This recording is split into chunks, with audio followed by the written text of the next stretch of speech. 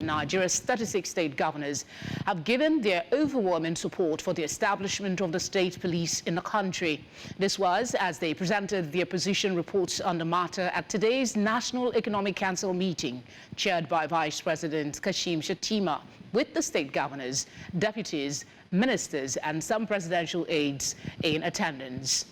Briefing State House correspondents shortly after meeting, which lasted for over 4 hours, Governor Sani of Kaduna State said the establishment of state police will help governors better address the security challenges bedeviling their states. Governor Sani, however, said that the NEC postponed further deliberation on the matter to January 2025.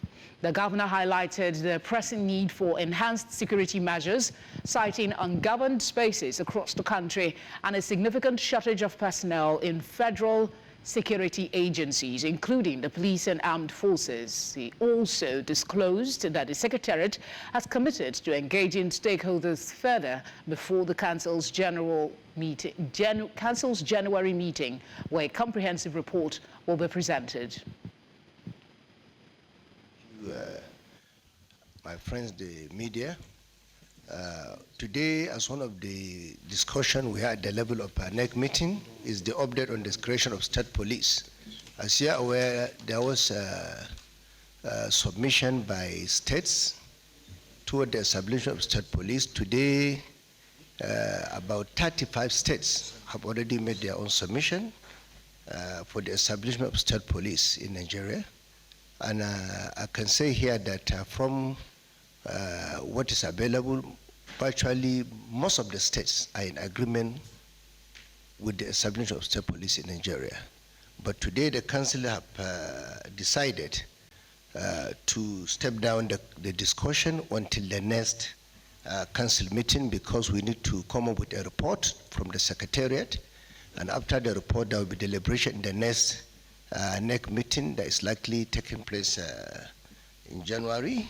And not only that, there's also a resolution in the last NEC meeting, which today the Secretary have also agreed on that. There will be further stakeholders engagement after the final report and deliberation by the members of the NEC. So all we are saying here is that 35 states have made their own submission, and many states are in agreement for the establishment of state police, considering the fact that virtually every state have their peculiarity in terms of the problem we're having of insecurity in our own states.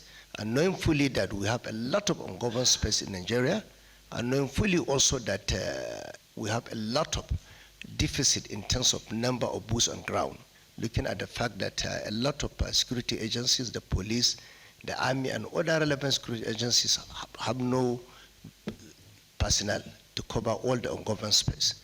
That is the reason why most of us agree that the establishment of state police in Nigeria is the way forward toward addressing the problem of insecurity in our own country. Thank you very much. That is what was discussed. Thank you, Your Excellency. Dependable ally. We're now joined by veteran journalist and public policy commentator Emmanuel Aziken from Abuja. Emmanuel, it's good to have you on the news. Some have said that the state police was abused in the First Republic, and that to this day, our political leadership may still be stuck with the weakness that led to its scrapping then. Do you think we're ready for state police with this latest development? Yeah, it's nice to be here, and I'm grateful to be here. First of all, we must realize that just as the governor did say, the issue of the establishment of state police is contingent upon the present challenges that the federal police is having. The federal police system, it's handicapped. We have just about 370,000 policemen that are presently listed in the federal police system. And out of that number, a reasonable proportion of them are involved in non-police activities. About an estimated 40% of our policemen are involved in VIP duties, some of them carrying handbags for ladies, for VIP ladies as such. So that has seriously challenged the effectiveness of the police as we have it as of today. It has helped in ensuring that criminals have exacerbated activities across the country.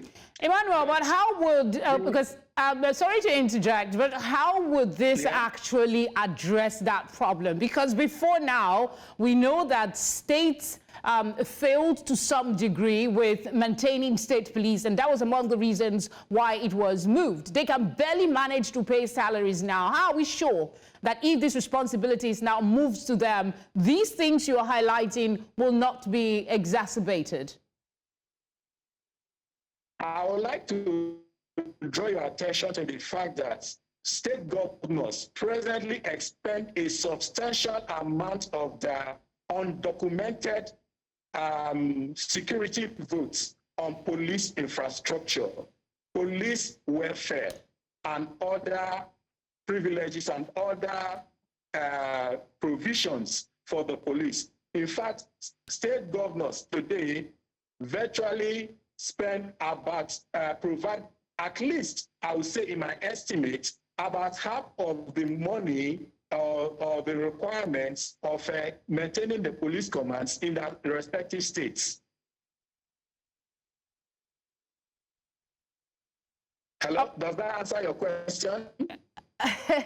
Well, it's an attempt to answer it, but it still doesn't to a large degree, because we worry about, police being deployed to non-essential duties, like you highlighted, becoming handbag-carrying members of society. How will states being responsible improve policing in Nigeria in the real sense? I don't think you've actually addressed that.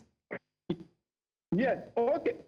Okay, it will improve policing in the sense that there'll be more boots on ground. Presently, we have there's a shortage of police, there's a shortage of boots, there's a shortage of policemen to man the boundaries of the country. More policemen, because the federal government, as it were, presently does not have the resources or has not made the resources available to recruit and to maintain the required number of policemen we have. Presently, Nigeria has just, as I said earlier, about 370,000 policemen on ground. And out of this, 40% of them are involved in VIP duties. You go around Abuja, you will see policemen hanging around, a substantial proportion of them well-dressed, hanging around the residences of top National Assembly members as such. So that is the situation. And you will see that it will bring more accountability. It will, when you have policemen, the police being a state police, it will bring more accountability to the system. There will be more enhanced responsiveness from the